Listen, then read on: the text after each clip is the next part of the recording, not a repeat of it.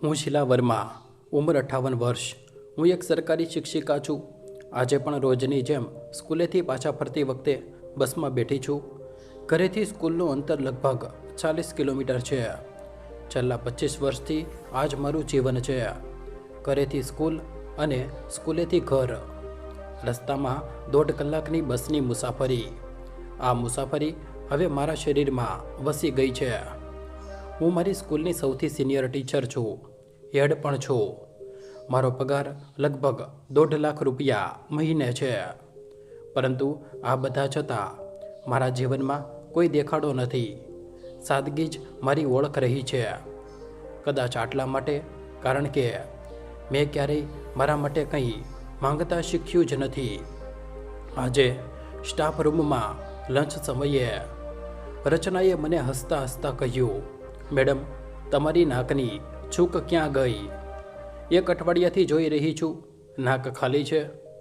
આટલું કમાવો છો તમે? ઓછામાં ઓછી એક છૂક તો તમારા મનની લઈ લો. રચના મારી સ્કૂલની એક યુવાન શિક્ષિકા છે. ઉંમર 30 વર્ષ. ગયા વર્ષે જ એના લગ્ન થયા છે.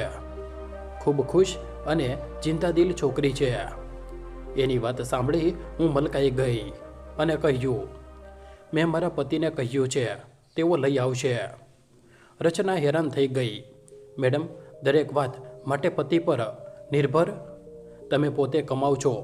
શું એક છૂક તમે તમારી પસંદગીની નથી લઈ શકતા? હું ચૂપ થઈ ગઈ, કારણ કે તે સાચું કહી રહી હતી.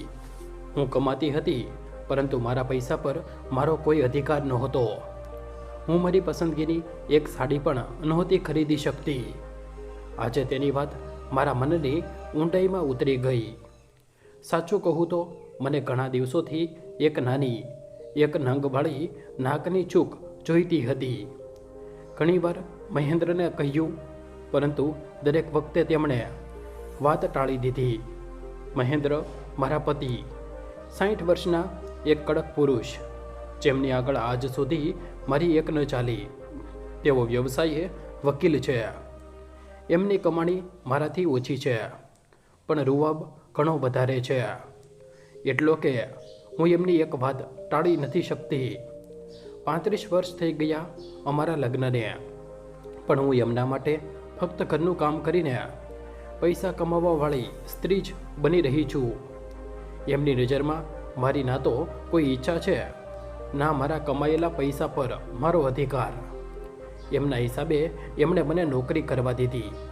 એ જ બહુ મોટો ઉપકાર છે એમનો મારા ઉપર. મને હંમેશા એ જ કહેવામાં આવ્યું કે હું તો ફક્ત ઘરનું કામ કરવા અને બાળકોને ઉછેરવા માટે બની છું. અને જો મને આ બધા સિવાય બહાર જઈને નોકરી કરવાની રજા આપી દેવામાં આવી છે, તો મને બાકી સ્ત્રીઓ કરતાં ઘણી વધારે સ્વતંત્રતા મળેલી છે. પરંતુ સત્ય આનાથી બિલકુલ ઉલટું હતું. હકીકતમાં મારા ઉપર બેવડી જવાબદારી નાખી દેવામાં આવી હતી. આખી જિંદગી મેં ઘરથી લઈને બહાર સુધી બધું જ સંભાળ્યું. રોજ સવારે બરાબર 4 વાગ્યે મારા દિવસની શરૂઆત થતી. ઊંઘ પૂરી પણ નહોતી થતી, પરંતુ ઉઠવું પડતું હતું. સૌથી પહેલાં બધા માટે ચા નાસ્તો, પછી જમવાનું, પછી પૂજા, ત્યાર પછી જલ્દી તૈયાર થઈને સ્કૂલ માટે નીકળવું. આખો દિવસ સ્કૂલમાં બાળકોને ભણાવવા, ઊભા લેક્ચર આપવા, ઘોંઘાટમાં માથાનો દુખાવો સહન કરવો. સ્કૂલેથી પાછા ફર્યા પછી પણ મને આરામ નહોતો મળતો. ઘરમાં પગ મૂકતા જ હાથ પગ ધોઈને ફરીથી રસોડામાં લાગી જવું. બધા માટે ગરમ ગરમ રોટલીઓ શેકવી, જમવાનું પીરસવું, બધાને જમાડવા. અને સૌથી છેલ્લે, જ્યારે બધા જમી ચૂક્યા હોય ત્યારે માંડ હું પોતે 2 કોળિયા ખાઈ શકતી. મને ક્યારેય અહેસાસ જ ન થયો કે આ બધાની વચ્ચે હું મારી જ સાથે કેટલો મોટો અન્યાય કરી રહી છું. આજે 58 વર્ષની ઉંમરે મારું શરીર જવાબ આપવા લાગ્યું છે. મને આધાશીશી કહે છે. ઘૂંટણમાં દુખાવો છે, પગમાં નબળાઈ છે, કમરનો દુખાવો તો જાણે કાયમી થઈ ગયો છે.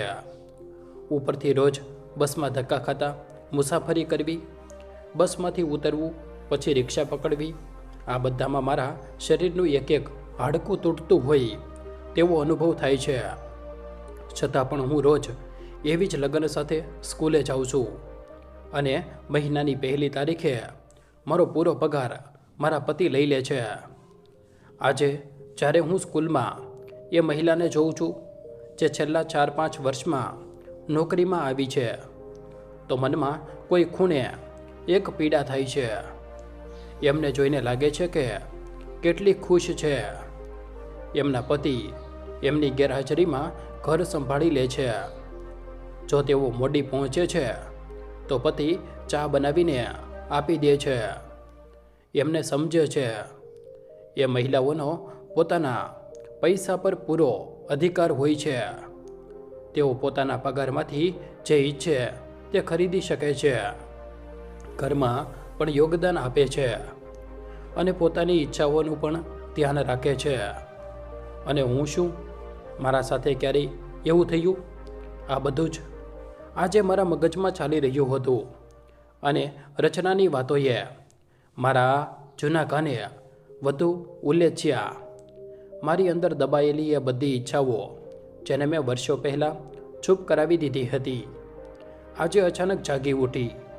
બસમાંથી ઉતરતી વખતે મનમાં એ જ વાત ઘૂમી રહી હતી.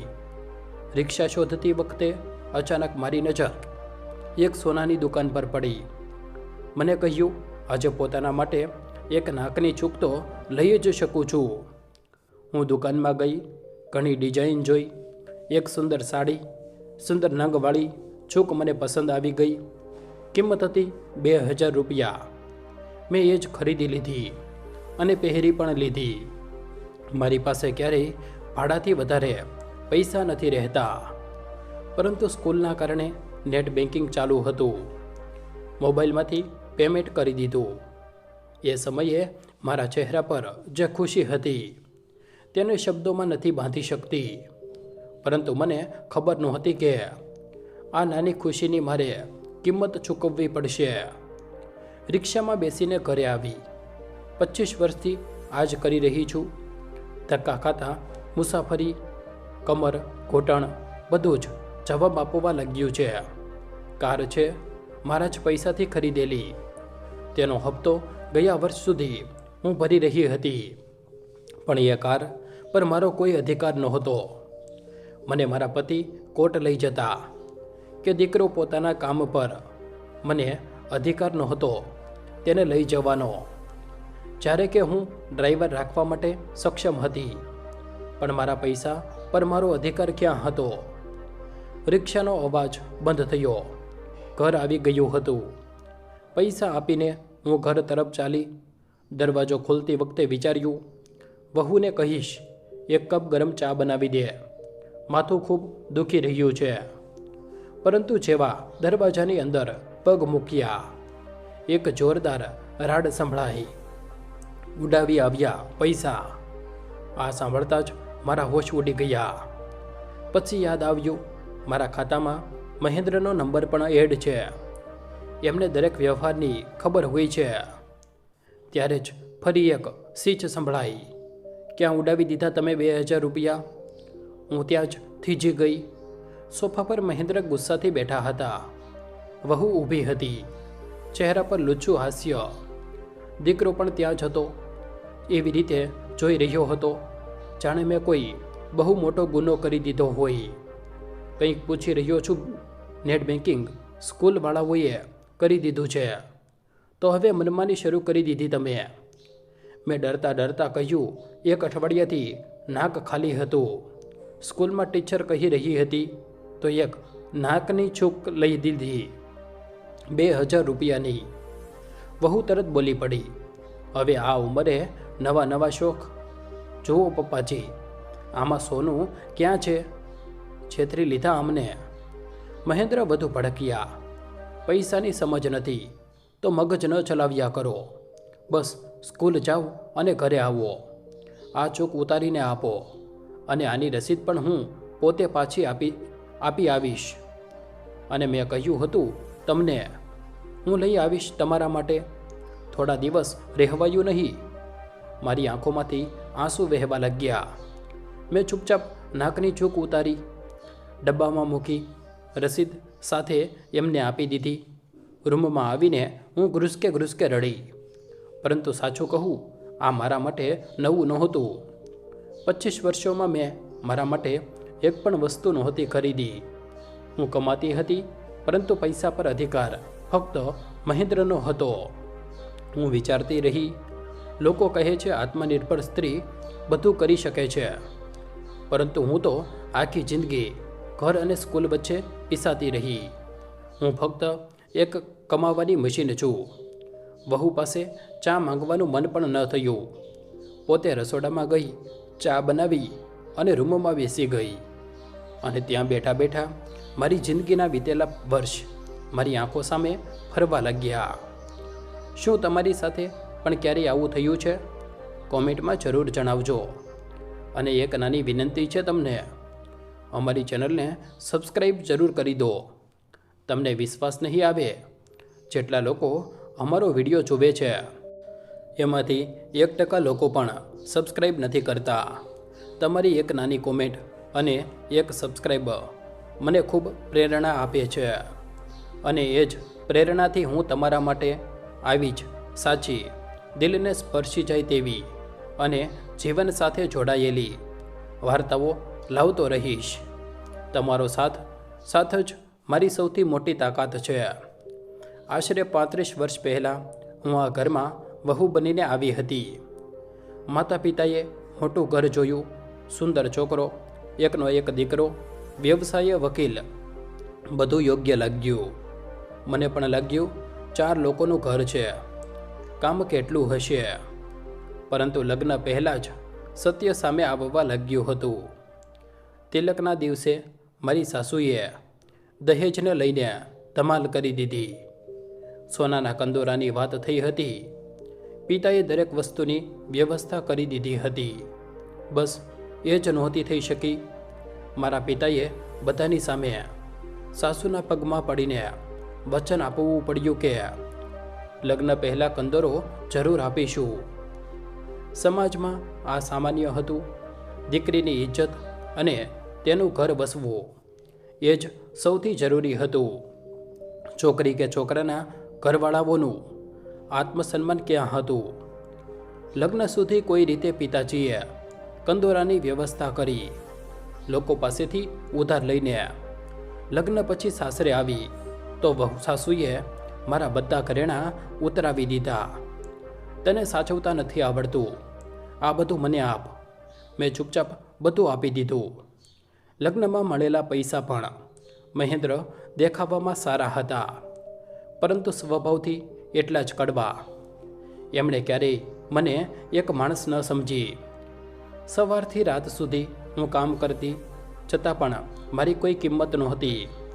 લગ્ન પછી હું થોડા મહિના માટે પિયર આવી ગઈ હતી. એ દિવસોમાં આ સામાન્ય વાત ગણાતી હતી કે લગ્ન પછી દીકરીઓ થોડા સમય માટે પિયર રોકાય છે. એ દરમિયાન કેન્દ્રીય વિદ્યાલયમાં ઇન્ટર કોલેજ માટે લેક્ચરરની પોસ્ટ નીકળી. મેં હિસ્ટ્રી અને હિન્દી સાહિત્યમાં MA કર્યું હતું, એટલે મારી લાયકાત આ પદ માટે બિલકુલ યોગ્ય હતી. મેં બસ મજાકમાં ફોર્મ ભરી દીધું, વગર કોઈ મોટી આશાએ. થોડા મહિના પછી જ્યારે હું સાસરે પાછી ફરી, ત્યારે એક દિવસ અમારા ઘરે એક પરબીડિયું આવ્યું. તે મારો જોઈનિંગ લેટર હતો, કેન્દ્રીય વિદ્યાલય ઇન્ટર કોલેજ માટે. તે પત્રને વાંચતા જ મારી ખુશીનો પાર ન રહ્યો. વર્ષોની મહેનત, ભણતર અને અધૂરા સપનાઓને જાણે એક ઓળખ મળી ગઈ હતી. હું ખુશીથી સમાતી નહોતી, પરંતુ આ ખુશી બહુ વાર સુધી ન ટકી. જેવી મારી સાસુ સાવિત્રીજીને આ નોકરી વિશે ખબર પડી, એમણે સાફ શબ્દોમાં કહી દીધું, તું આ નોકરી જોઈન નહીં કરે. હું હેરાન રહી ગઈ. મારી સાસુ પોતે એક શિક્ષિકા રહી ચૂક્યા હતા અને રિટાયરમેન્ટ પછી મળવાવાળા એમના પેન્શનથી ઘરનો મોટો ખર્ચ ચાલતો હતો. તો પણ તેઓ મને આટલી સારી નોકરી કરવાથી ના કેમ પાડી રહ્યા હતા. એમણે આગળ કહ્યું, જો તારું પોસ્ટિંગ અમારા જ શહેરમાં હોત તો હું વિચારી પણ શકતી હતી, પરંતુ તારું જોઈનિંગ તારા પિયરની પાસેની સ્કૂલમાં છે, એટલે આ નોકરી ભૂલી જા. અને જો જબરજસ્તી કરી તો આ ઘરમાં ફરીથી પગ મૂકવા વિશે પણ વિચારતી નહીં. હું અંદર સુધી ગભરાઈ ગઈ. છેવટે અમને સ્ત્રીઓને એ જ તો શીખવવામાં આવે છે કે સૌથી જરૂરી આપણો સંચાર હોય છે. કરિયર હંમેશા છેલ્લા નંબરે આવે છે. મેં ચૂપચાપ તે જોઈનિંગ લેટર મારી સાડીના પાલુમાં સંકેલી લીધો અને માને કંઈ પણ કહ્યા વગર મૂકી દીધો. એ જ દિવસે મેં મનોમન નક્કી કરી લીધું કે નોકરીનો વિચાર પણ હવે મગજમાંથી કાઢી નાખવો છે. મને લાગવા માંડ્યું હતું કે મારી જિંદગી હવે આ 4 દિવાલોમાં વીતશે, સાસુના મેણા અને પતિની કડવી વાતો સાથે. થોડા મહિના પછી હું ગર્ભવતી થઈ. મને લાગ્યું હવે કદાચ મારી જિંદગી થોડી સુધરી જશે, સંવરી જશે. પતિની નજરોમાં હું ફક્ત એક કામ કરવાવાળી સ્ત્રીથી વધારે એક પત્નીનું સ્થાન લઈ શકીશ. પરંતુ આ આશા પણ મારી તૂટી ગઈ. ગર્ભાવસ્થાના 9 મહિના મેં ચૂપચાપ કાઢ્યા. ઉબકા, નબળાઈ, રાતોની ઊંઘ બધું જ એકલે હાથે સહન કર્યું. મહેન્દ્ર ક્યારેય ન સમજ્યા મારા દુખાવાને, મારી તકલીફને.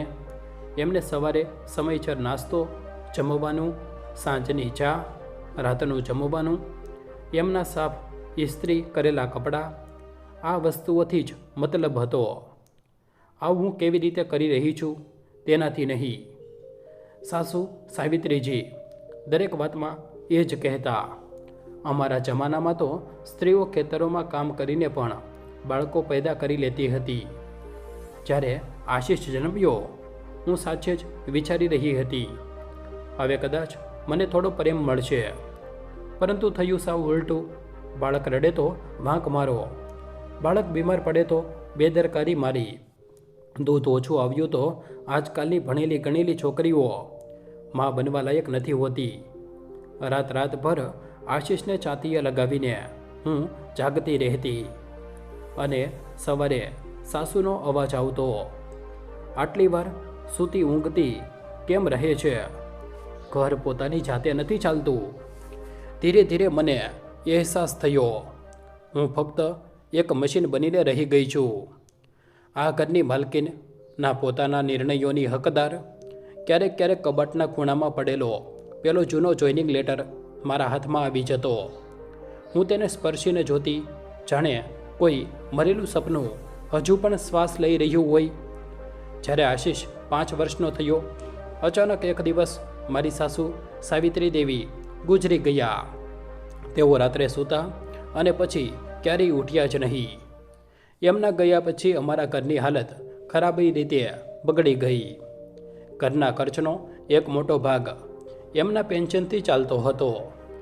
મહેન્દ્રની વકીલાત આટલી સારી નહોતી ચાલતી કે અમે એક સન્માનજનક અને સુરક્ષિત જીવન જીવી શકીએ. મારી પાસે ડિગ્રી હતી, લાયકાત હતી, પરંતુ નોકરી કરવી મારા હાથમાં નહોતી. તે પૂરી રીતે મહેન્દ્રની ઈચ્છા પર નિર્ભર હતું. 6 મહિના આવી રીતે તંગી અને તણાવમાં વીતી ગયા. એક દિવસ ખૂબ હિંમત કરીને મેં મહેન્દ્રને કહ્યું, સાંભળો, ઘરની આર્થિક હાલત દિવસે ને દિવસે ખરાબ થતી જાય છે. જો તમે કહો તો સરકારી પ્રાઇમરી શિક્ષકની ભરતી આવી છે. હું તેના માટે લાયક છું. જો ફોર્મ ભરી દઉં તો કદાચ નોકરી લાગી જાય. ઘરની સ્થિતિ થોડી સુધરી શકે છે. મહેન્દ્રનું મન બિલકુલ નહોતું, પરંતુ હાલતને જોતાં એમણે ના છૂટકે હા પાડી દીધી. એમને બિલકુલ આશા નહોતી કે મારી નોકરી લાગશે. સાચું કહું, ક્યાંક ને ક્યાંક મને પણ ભરોસો નહોતો. કેટલા વર્ષ થઈ ગયા હતા ચોપડીઓને હાથ લગાવીએ, પરંતુ જે સંસ્થાઓમાંથી મેં અભ્યાસ કર્યો હતો ત્યાં મારા માર્ક્સ હંમેશા સારા રહ્યા હતા. કદાચ એ જ મારી તાકાત બની ગયા. અને થયું પણ એવું જ. મારું સિલેક્શન થઈ ગયું. આશરે 3 મહિના પછી મારો જોઈનિંગ લેટર આવી ગયો. પ્રાઇમરી શિક્ષકના રૂપમાં મારી નિમણૂક થઈ હતી. મારી ખુશીનો કોઈ પાર નહોતો. મને લાગ્યું હવે મારી જિંદગીની પણ કોઈ કિંમત હશે. હું ઘરને આર્થિક રીતે મદદ કરીશ અને કદાચ મને પણ એ જ ઇજ્જત મળશે જે મહેન્દ્રને મળે છે. પરંતુ જોઈનિંગ લેટર જોઈને મહેન્દ્ર આટલા ખુશ નહોતા. એમના ચહેરાના ભાવ સાફ જણાવી રહ્યા હતા. એમણે ખુશી વ્યક્ત કરવાને બદલે મને ધમકી આપી. એક વાત યાદ રાખજે, આ નોકરી તને ફક્ત આ ઘર ચલાવવા માટે કરવાની રજા આપવામાં આવી છે. પોતાની મરજીથી જીવવા માટે નહીં. પોતાની લાયકાત યાદ રાખજે. તારી જિંદગી ફક્ત સ્કૂલ અને ઘર સુધી સીમિત રહેશે. આનાથી આગળ વધવાની હિંમત ન કરતી. હું ડરી ગઈ હતી, પરંતુ તેમ છતાં ખુશ હતી કે મને નોકરી કરવાનો મોકો મળી રહ્યો છે. ઓછામાં ઓછું મારા હાથમાં 4 પૈસા તો આવશે. જલ્દી જ મારી જોઈનિંગ થઈ ગઈ. સ્કૂલ ઘરથી લગભગ 40 કિલોમીટર દૂર હતી. મહેન્દ્રએ સાફ કહ્યું, તું રોજ 40 કિલોમીટર જઈશ અને આવીશ. અને હા, ઘરના બધા કામ પણ તારે જ કરવા પડશે.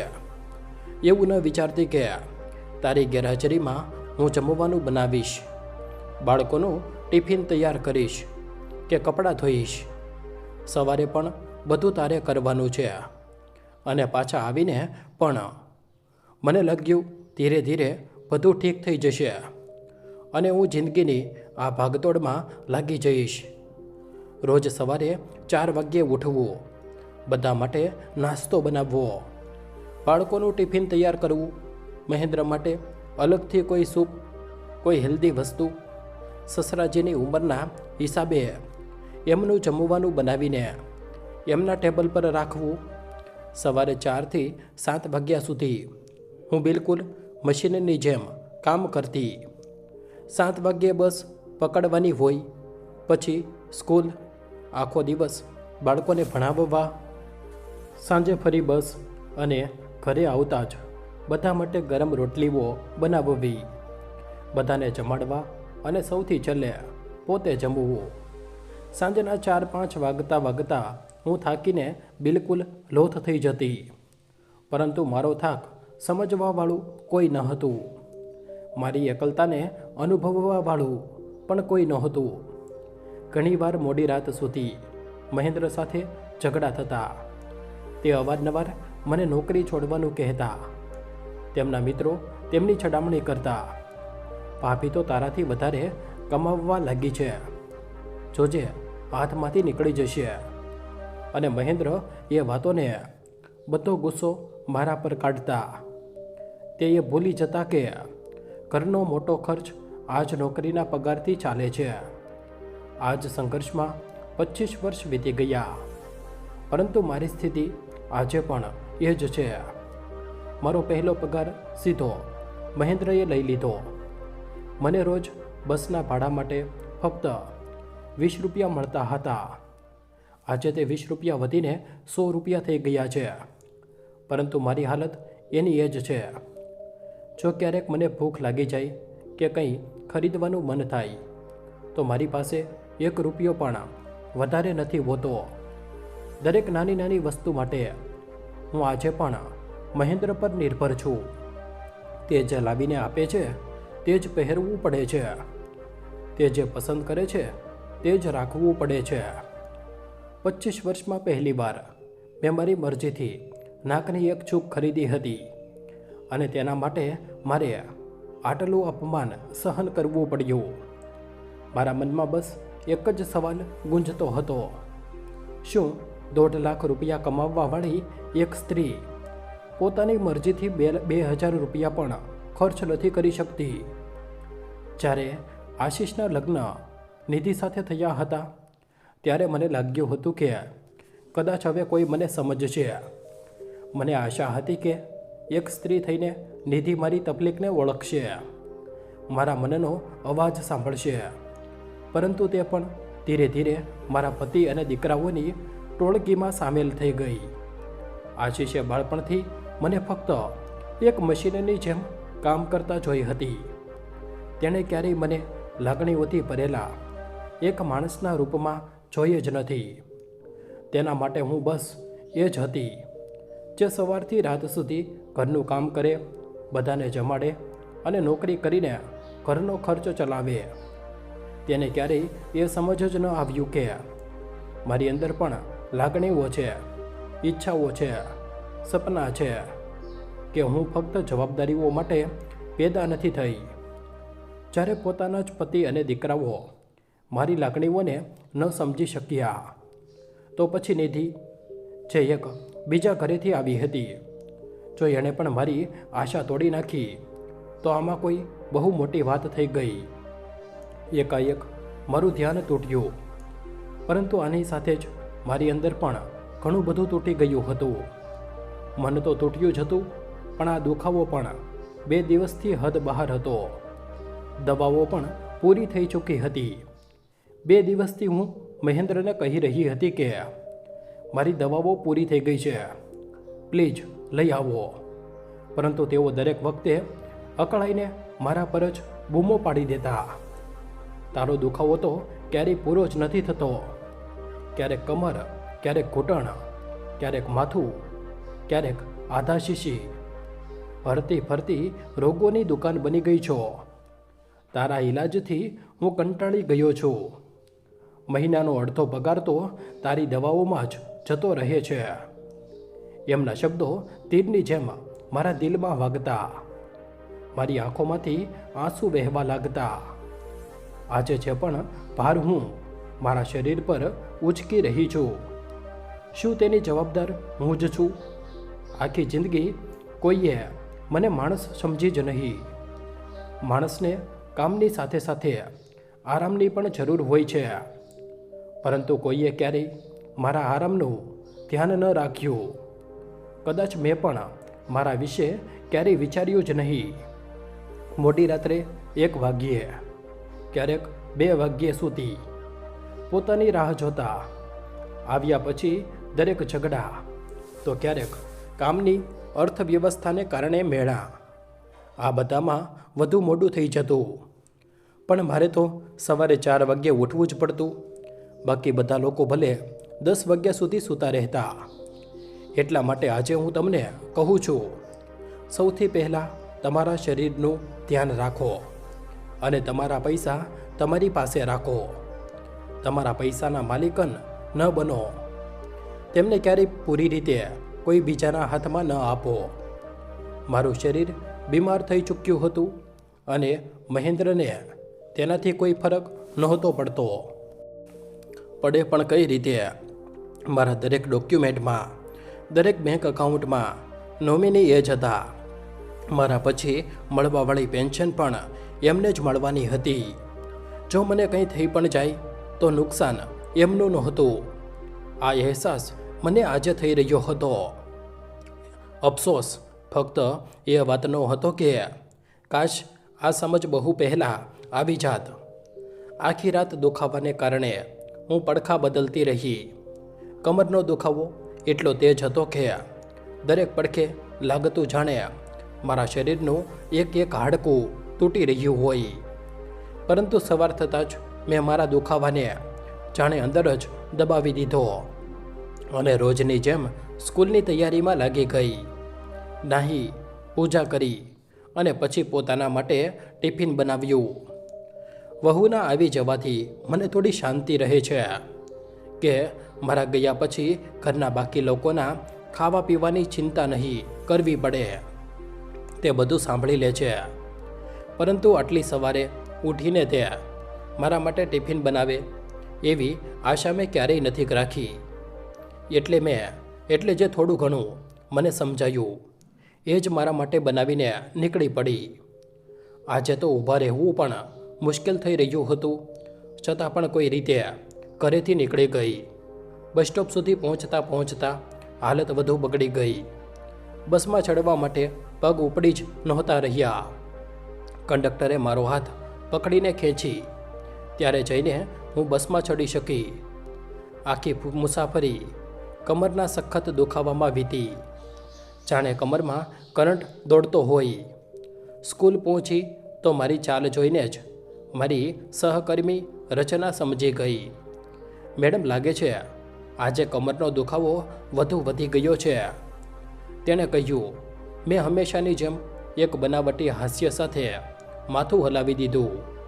પરંતુ સત્ય એ હતું કે મારો દુખાવો મારા ચહેરા પર સાફ દેખાઈ રહ્યો હતો. મનોમન હું વિચારી રહી હતી, ખબર નહીં આ દુખાવો મારા ઘરવાળાઓને ક્યારેય કેમ નથી દેખાતો. રચનાએ ફરી કહ્યું. મેડમ, જો કહો તો હું દુખાવાની દવા મંગાવી દઉં. ત્યારે જ મને યાદ આવ્યું કે મારી પાસે ડૉક્ટરનું જૂનું પ્રિસ્ક્રિપ્શન છે. મેં તે કાઢીને પટ્ટાવાળાને આપી દીધું. પરંતુ મારી પાસે પૈસા નહોતા. મોબાઈલથી પેમેન્ટ કરવા હું ઈચ્છતી પણ નહોતી, કારણ કે ફરી ઘરમાં એ જ ધમાલ થાત. મજબૂરીમાં મારે મારી સહકર્મી સુધાજી પાસેથી પૈસા ઉધાર માંગવા પડ્યા. તે મારાથી 5 વર્ષ જુનિયર હતી. કાલે પાછા આપી દઈશ કહીને મેં તેમની પાસેથી 1000 રૂપિયા ઉધાર લીધા. રચના અને બાકી ટીચરોની હેરાની સાફ દેખાઈ રહી હતી. રચના બોલી. મેડમ, તમે 1.5 લાખ રૂપિયા કમાઓ છો. શું તમારી પાસે ઇમરજન્સી માટે 1000 રૂપિયા પણ નથી રહેતા? હું ચૂપ રહી. ત્યારે જ સુધાજીએ કહ્યું. મેડમના બધા પૈસા એમના પતિ રાખે છે. આવવા જવા માટે બસ ભાડું જ મળે છે. હું 15 વર્ષથી આ સ્કૂલમાં છું અને મેડમને આવી રીતે જ જોતી આવી છું. નવી આવેલી ટીચરોના ચહેરા પર હેરાની વાંચી શકાતી હતી. કોઈએ કંઈ ન કહ્યું. દવા મંગાવવામાં આવી. દવા ખાધાના થોડી વાર પછી મને થોડી રાહત અનુભવાઈ. લંચ ટાઈમમાં રચના ફરી મારી પાસે આવી. મેડમ, હવે દુખાવો કેવો છે? તેણે પૂછ્યું. પહેલાંથી ઘણો સારો છે, મેં ધીમેથી કહ્યું. રચના સામેવાળી ખુરશી પર બેસી ગઈ. તેણે મારા હાથ પર પોતાનો હાથ રાખ્યો અને બોલી. મેડમ, ખોટું ન લગાડો તો એક વાત કહું? કહો રચના, મેં કહ્યું. તારી વાતનું હું કેમ ખોટું લગાડીશ? તેના અવાજમાં સાચી ચિંતા હતી. મેડમ, મને તમારા માટે બિલકુલ સારું નથી લાગતું. તમે આટલા સિનિયર છો, આટલું કમાવ છો, છતાં પણ પોતાના જ પૈસા માટે કોઈ પર નિર્ભર છો. હું તમારા અને તમારા પતિ વચ્ચે કોઈ ગેરસમજ નથી ઊભી કરવા માંગતી, પરંતુ ઓછામાં ઓછું પોતાના પૈસા પર થોડો તો હક રાખો. પોતાના શરીરનું, પોતાની ઈચ્છાઓનું સન્માન કરો. જો તમારે કંઈ ખરીદવું છે કે દવા લેવી છે તો વગર ડરે પોતાના પૈસા વાપરી શકો. એટલો અધિકાર તો તમારો હોવો જ જોઈએ. દુનિયામાં કોઈ તમારા વિશે નહીં વિચારે. મેડમ, તમારે જ તમારા વિશે વિચારવું પડશે. જો તમે આશા રાખશો કે કોઈ બીજું તમારા માટે કરશે તો એવું ક્યારેય નહીં થાય. રચનાની વાતો મારા દિલમાં ઉતરી ગઈ. કોઈ મારા વિશે નહીં વિચારે. મારે પોતે જ મારા વિશે વિચારવું પડશે. આ વાત 100% સાચી હતી. એ દિવસે ઘરે પાછા ફરતી વખતે મેં મનોમન નક્કી કરી લીધું, હવે હું મારું ધ્યાન જાતે રાખીશ. મારા ખાવા પીવાનું, મારી દવાઓનું, મારા આવવા જવાનું, અને હું કંઈ પણ ખાઈને પેટ નહીં ભરું. હવે હું મારા દુખાવાને અવગણીશ નહીં. બસમાંથી ઉતરતા જ હું સીધી ફળની દુકાન પર ગઈ. મારા મનપસંદ ફળ ખરીદ્યા. સાચું કહું તો આટલા વર્ષોમાં મેં ક્યારેય મારા જમવા પર ધ્યાન જ નહોતું આપ્યું. હવે જો નહીં આપ્યું તો મારી પાસે બચાવવા માટે કંઈ પણ નહીં બચે. મેં ફળવાળાને ઓનલાઈન પેમેન્ટ કર્યું, આ જાણવા છતાં પણ કે ઘરમાં ધમાલ થશે. પછી રિક્ષામાં બેસીને ઘર તરફ ચાલી. એક અલગ જ ખુશી અનુભવાઈ રહી હતી, જાણે મેં પહેલીવાર મારી જાતને ઓળખી હોય. ઘરમાં પગ મૂકતા જ જેવું મેં વિચાર્યું હતું, મહેન્દ્રની રાડ સંભળાઈ. આજે ફરી 500 રૂપિયા ઉડાવ્યા છે. રોજ ખર્ચ વધતો જઈ રહ્યો છે. લાગે છે હવે તને તારી હેસિયત બતાવવી પડશે. આ વખતે હું ચૂપ ન રહી. મેં 500ના ફળ ખરીદ્યા છે. મેં સાફ કહ્યું, તારે ફળ ખરીદવાની શું જરૂર હતી? મને કહી દેતી, હું લઈ આવત. તમને સ્ત્રીઓને બસ પૈસા ઉડાવતા અને છેતરાતા આવડે છે. જરૂર તને મોંઘા ભાવે આપ્યા હશે. આ વખતે મારા અવાજમાં ડર નહોતો. જો છેતરી પણ લીધા તો મારા પૈસા છે, છેતર્યા છે, એનાથી તમને શું તકલીફ? અને સાફ કહી દઉં છું, આ ફળ મેં મારા માટે ખરીદ્યા છે. મારે મારી જાતને ઠીક કરવી છે. આ કહીને હું ચૂપચાપ મારા રૂમ તરફ ચાલી ગઈ. મહેન્દ્ર ત્યાં જ ઊભા આશ્ચર્યચકિત રહી ગયા. કદાચ એમને વિશ્વાસ જ નહોતો થઈ રહ્યો કે આજે મેં સામો જવાબ આપ્યો છે. રાતના જમવાના સમયે અમે બધા એક સાથે ડાઇનિંગ ટેબલ પર બેઠા હતા. ત્યારે જ મહેન્દ્રએ ફરીથી મહેણું માર્યું. તારી મનમાની આજકાલ બહુ વધી ગઈ છે શીલા. તારે તારા પર કાબૂ રાખવો પડશે, નહીંતર હું ભૂલી જઈશ કે હું તારો પતિ છું. આજે મારી અંદરની સહનશક્તિ પૂરી રીતે તૂટી ચૂકી હતી. મેં કડક અવાજમાં કહ્યું, તમને યાદ જ ક્યારે રહ્યું છે કે હું તમારી પત્ની છું? મારા મોઢામાંથી આ શબ્દ નીકળતા જ આશીષ અને નિધિ જાણે સ્તબ્ધ રહી ગયા. એમણે પહેલીવાર મને આવી રીતે સામો જવાબ આપતા જોઈ હતી. એમની આંખો પહોળી થઈ ગઈ અને તેઓ બસ મને જોતા રહી ગયા. કંઈક આવા જ હાલ મહેન્દ્રના પણ હતા.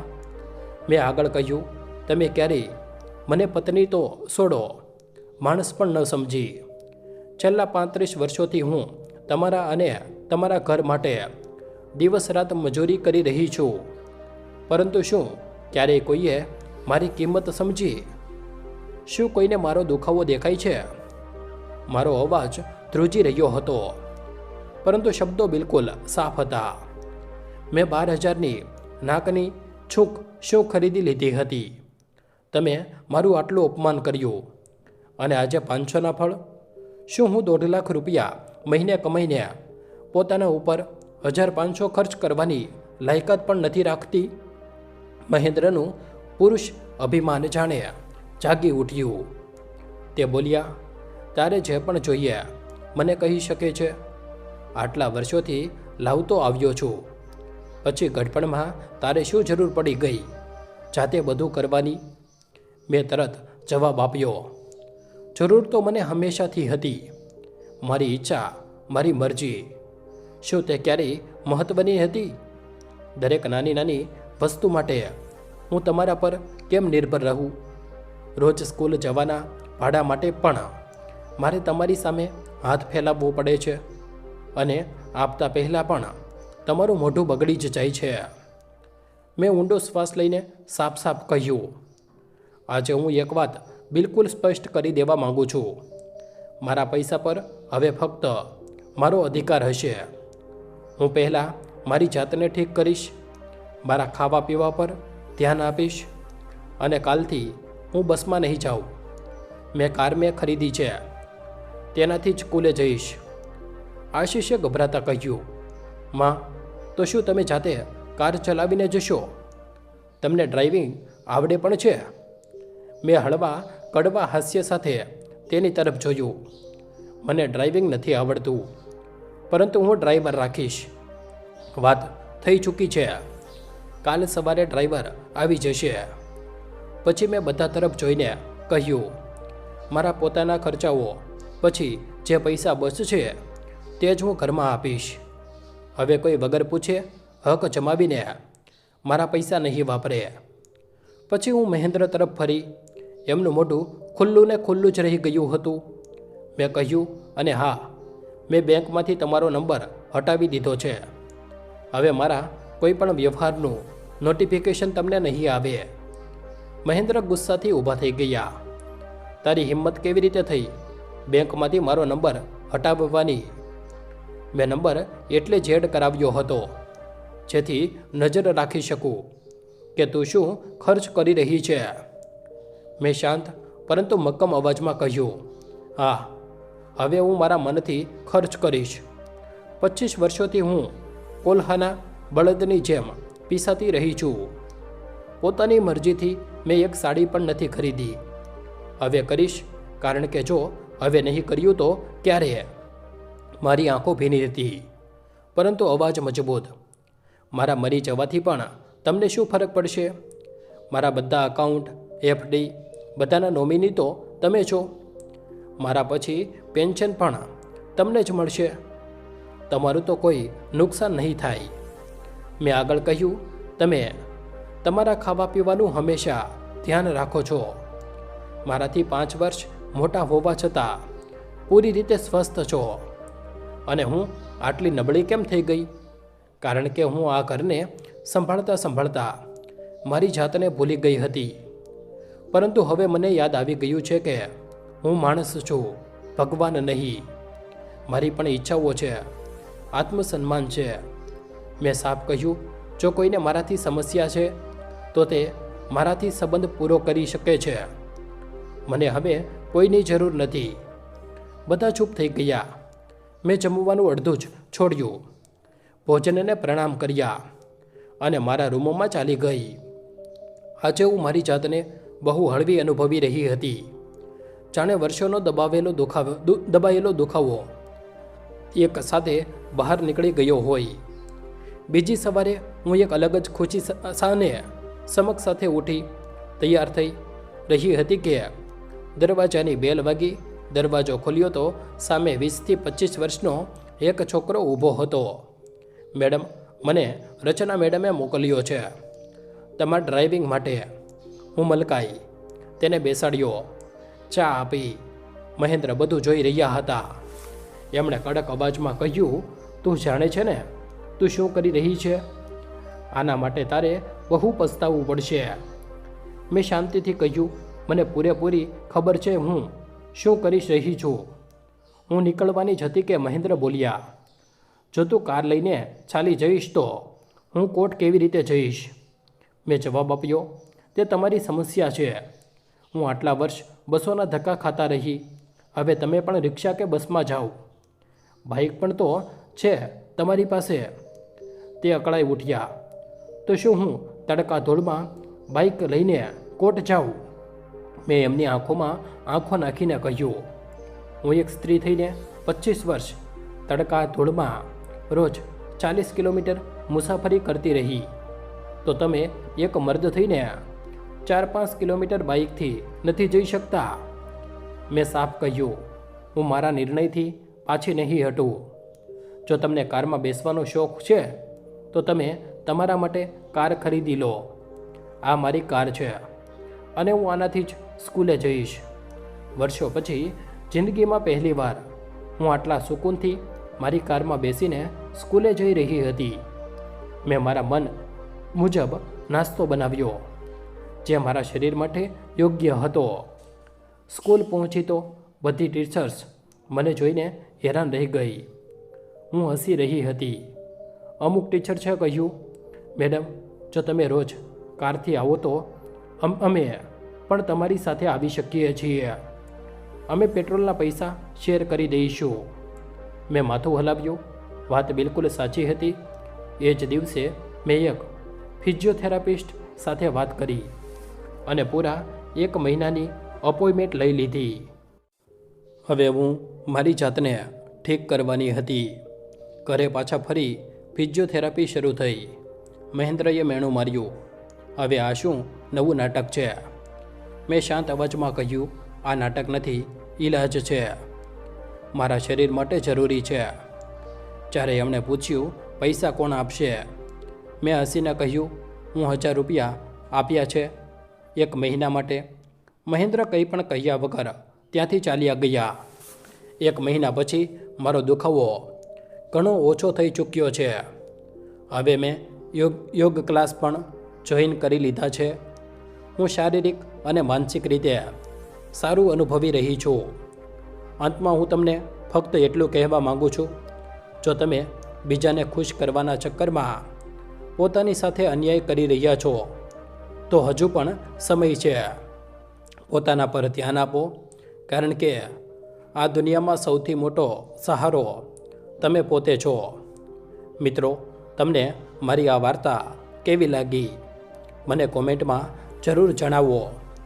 જો તમે પણ કોઈ આવી જ સમસ્યામાંથી પસાર થઈ રહ્યા છો તો આ વિડીયોને વધારેમાં વધારે લોકો સુધી શેર કરો, જેથી દરેક એ માણસ સુધી આ અવાજ પહોંચે જે આજે પણ ચૂપચાપ દુખાવો સહન કરી રહ્યો છે. અમારી ચેનલને સબસ્ક્રાઈબ જરૂર કરો અને વિડીયોને લાઈક કરો, જેથી આવી અને સાચી વાર્તાઓ તમારા સુધી પહોંચતી રહે. અને હા, કોમેન્ટમાં એ પણ જરૂર જણાવો કે તમે આ વિડીયો ભારતના કે દુનિયાના કયા ખૂણેથી જોઈ રહ્યા છો. રાધે રાધે. જય શ્રી કૃષ્ણ.